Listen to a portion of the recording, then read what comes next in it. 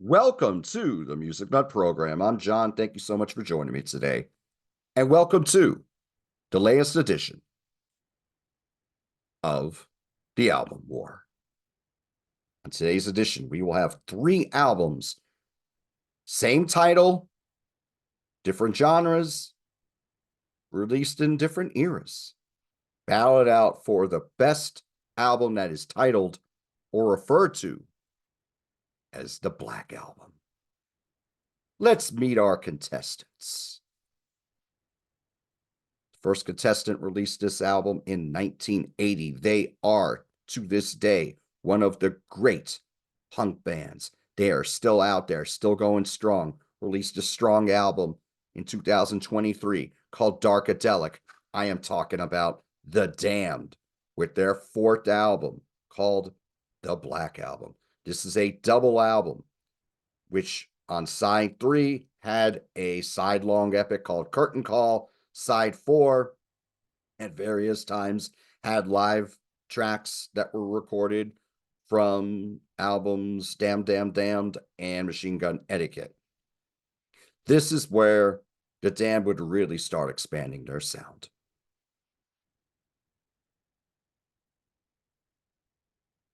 Our next contender needs no introduction. They are the biggest heavy metal band in the world as far as sales, a lot of influence as well. This was released in 1991, and some people call it their self-titled 5th album, but a lot of people call Metallica's 5th album the Black Album. You have the logo here, which you can barely see. Here is the cassette, because I bought this on cassette when it first came out, and it's similar. This was released on Elektra Records. This would sell 30 million copies worldwide, 17 million alone in the United States. 5 singles were released from this album. This would cross over to the masses. Enter Sandman, The Unforgiven would both become top 40 hit singles. Sad But True, Wherever I May Roam were huge on album-oriented rock radio, hard rock radio. You still hear these songs to this day. Nothing Else Matters was a great ballad that worked like a charm. Very influential album as far as its recording and its delivery. This would break Metallica over to the masses, even though us who came in earlier, like me, already knew they were great. And our last contender, who is no longer with us, is one of the finest artists of our lifetimes. This album was originally supposed to be released in 1988, but the artist himself pulled it at the last minute, and it led to 500,000 copies of this album being destroyed because the artist thought this album was just too dark. It would be released in November of 1994 in a limited edition, and I'm talking about Prince's version of the Black Album. Yep. If you want to know what the songs were, you had to get them from the CD itself. No liner notes on here. Has the album title on the spine, but you could barely read it. This was released when Prince was saying he was a slave in the contract he had with Warner Brothers Records at that time, because he was recording a lot more music than they were willing to put out. This would be released for 2 months, 1994, 1995. I bought this album when it came out. And you can now listen to it on Spotify. There have been later editions under different titles, but this is an original of the Black Album. So let's go over the albums. The Damned, still a punk band at this point, but now they're adding more elements to their sound. They're adding this late 1960s psychedelic pop to their sound. They're getting more dark. We're adding trumpets. We're adding ominous keyboards. We're adding a pump organ. And David Vanian finds his musical singing voice. He's singing as a dark crooner, taking on the persona as the vampire. And you have a lot of songs that go into that direction on here, like Twisted Nerve, Dr. Jekyll and Mr. Hyde, 13th Floor Vendetta, and especially Curtain Call, the side 3 epic. We do have a lot of great songs here that have a lot of punk elements. The singles on this album, and I want to just make sure I tell you these in order. History of the World Part 1, that definitely has a psychedelic pop edge to it with the keyboards. That's a very cool track. The second single was Dr. Jekyll, Mr. Hyde. That is more goth. The third single, and the most enduring single, in my opinion, is Wait for the Blackout. They still do this song live. I see them do this song last year. And the fourth single was Lively Arts, which is, again, another really cool punk song.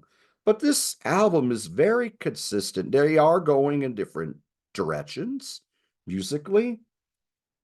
But Drinking About My Baby is a cool anthem. Hit or Miss is a great punk song. Sick of This and That is in that same vein. Therapy is really cool. Silly Kids Games, sung by Captain Sensible, is really cool. Curtain Call is a very divisive song. To me, this is progressive goth. Because, yes, it's darker. We got a lot of keyboards adding a lot of drama to the proceedings. But this is a tour de force in mood and in space. And this is where David Vanian really shines like the sun as a vocalist. And he would sing in this deeper voice for the remainder of his career. They would still go punk, but they were now becoming more of a goth band at this point. And some of their singles that would become big hits, like Eloise, was a huge hit in the UK. He took on that persona. So when this first came out, it was a 2-record set. Side 3 had Curtain Call. For some of the Damned's fan members, they would get the live songs that were originally on Machine Gun Etiquette and Damn Damn Damned on side 4. Some people just got a blank side 4. They released this album in 1980 like that, and then in 1982 their catalog was repurchased, and they put this out as a single disc. They took out the live songs. They took out Curtain Call. Future editions, expanded editions, restored it to its original form. This is the album from the deluxe version from 2005. This has the album as it was supposed to be released in 1980, along with a ton of B-sides. And the B-sides are pretty cool on here as well. This is a very strong album from the Damned. I would rank this like right behind Machine Gun Etiquette, maybe Damn Damn Damned. I think Strawberries and the Black Album, they're right there is among their best.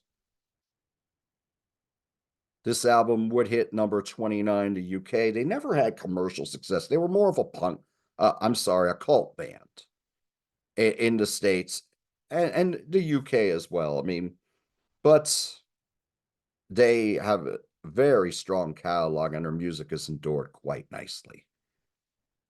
Now, let's get to Metallica's self-titled, also referred to as the Black Album, where David Vanian and James Hetfield have something in common. This is the album where they would find their singing voice. David Vanian pretty much played it straight on the Black Album. He starts singing more in a darker voice, deeper voice, and he would continue that the rest of his career. With this album, James Hetfield, who is just playing it straight most of the time, but you heard remnants of where his voice was going to go on a song like Harvester of Sorrow from Injustice for All. Now he's got that really commanding heavy metal meets Southern rock voice. Vocal hooks. This is what you have on their version of the Black Album. They're tightening their sound, but there's still progressive elements. They weren't as progressive as they were before. They were just tightening their sound. Bob Rock gave this a fantastic production that just took the masses in. For most people, this was the first album they would own by Metallica. I came in earlier. My friends Frank Temerance and Vince Yarmel got me into Metallica during Ride the Lightning, and then more so through Master of Puppets in 1986. But this is what brought in the masses. The singles were accessible, that they're getting on top 40 radio, they're getting played hard on your album oriented rock radio stations, your hard rock stations. To this day, on a hard rock radio station, you still hear a lot of songs from this album. We had 5 singles, 2 top 40 hits, and Enter Sandman, as well as The Unforgiven. The Unforgiven was kind of a quasi ballad, which is very well done. Enter Sandman's a little beats. It would be a huge hit for Metallica, a live staple, of course, but it is just, it's a kick-ass song. There's no two ways about it. To me, the songs have really endured, and the songs you hear more are Sad But True and Wherever I May Roam, which were also singles, and Wherever I May Roam that creeped into the Hot 100 here in the States. What you have on those songs that you didn't have before is this sense of swing. And I think that really generated with fans more. You couldn't really call this a sellout at all because they were going a different direction musically. Yes, they're tighter. The songs are getting better overall. If you compare this to Injustice for All, Injustice for All, I used to think was like a step down from the first 3. I don't think that's aged as well as the Black Album, because the Black Album, it has more legs to it. The deeper cuts on here, which I at first I didn't think were that hot, have really aged very well. Like The God That Failed has this great swing on it. Holier Than Now is awesome. Through to Never is awesome. The vocal melodies on this album are great. Yes, Don't Tread on Me. That song I don't think really gets off the ground. But I think the rest of this album really kicks, and I think the singles really do as well. I was a Nothing Else Matters fan back in the day, but now I really hear the elegance in that song and the craftsmanship. You could say this is where the band really found craftsmanship with their songs. I mean, it's hard to argue that, but very well recorded, has aged like a fine wine. Excellent album. And now we get to Prince's version of the Black Album. Now, this didn't have the fanfare in 1994 when it was released that it would have had in 1988. Instead, in 1988, we got Love Sexy, which would go gold. Alphabet Street would be a big hit single. Prince was knocking out hit singles left and right at this point. And even at the time of this album, he still was. When you listen to this album now, I think it's light on great songs and it's heavy on great jams. He was trying to go more funk, more R&B, and less pop with this album, and that's very, very well evident on here. A lot of these songs, when I write in my notes, I'm like, we got a cool jam here with nice interplay between Prince and the backing vocals on the opening song, The Grind. We got some cool funk bass. This was obviously recorded with a drum machine. The only song I think that has real drums on is the second to last track, where we have Sheila E. putting on live drums. This album would hit number 47 on the Billboard 200 at the time it was released. This was released as a limited edition, as I indicated before. I don't think it has the craftsmanship that the album Surrounded had.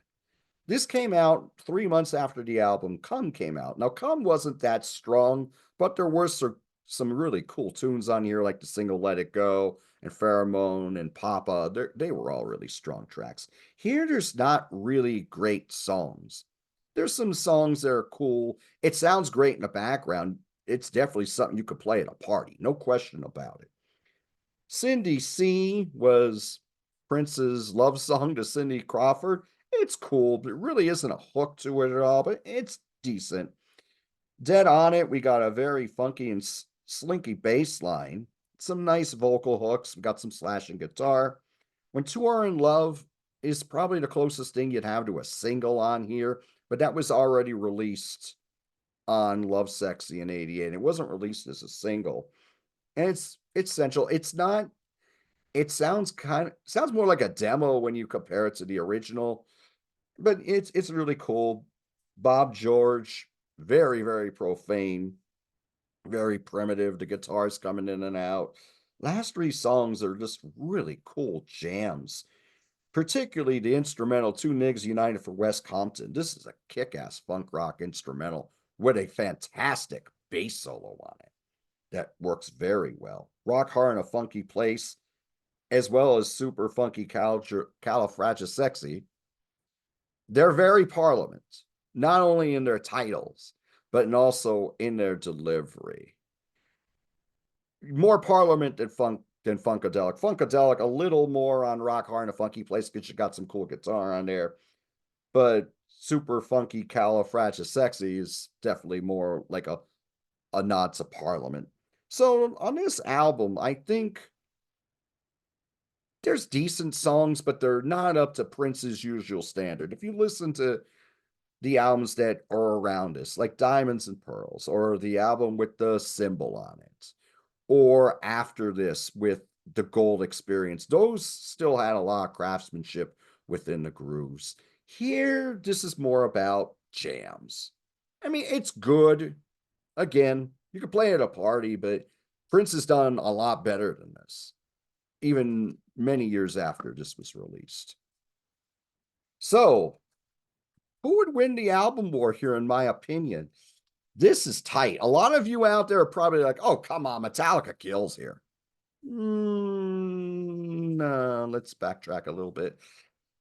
Yeah, this wins, but it's tight. It is very tight between this and The Damned.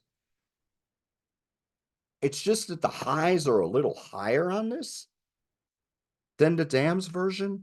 I think this is endured a little better than the Damned's version, although this is one of the great early albums where we had goth, and goth would later be, like a very cult-like genre. I mean, very dedicated fans. I mean, great bands like Susie and the Banshees and The Cure and Killing Joke, bands like that.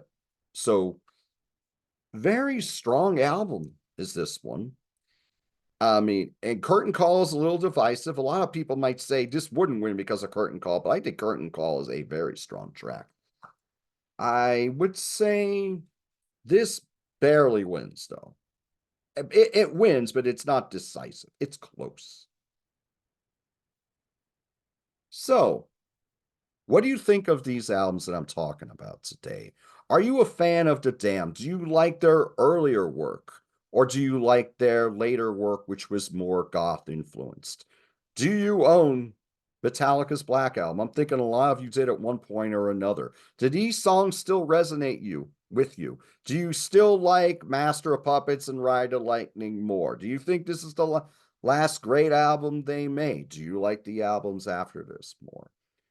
Are you a Prince fan? Did you buy this album when it came out? Have you heard this album? Are you just more into his work from the 1980s, where he was putting out great albums every year and giving us nonstop hit singles? Do you like him more for his pop music than you do for his funk music? Please let me know in the comments. Just to give you a quick programming note here, the Thin Lizzy, it's Thin Lizzy Thin Lizzy Thursday series continues here on the Music Nut program this coming Thursday, which will be December 12th. I will be doing their 11th album in the series. The episode for Renegade will be released on Thursday, December 12th. On my friend John Clauser's channel, My Music Corner, we're continuing the Accept Up to the Limit series. on Wednesday, December 11, we will be doing their 2017 album, The Rise of Chaos. Our guest will be Metal Roger. So, until I see you again, do what you love, and I'll talk to you soon.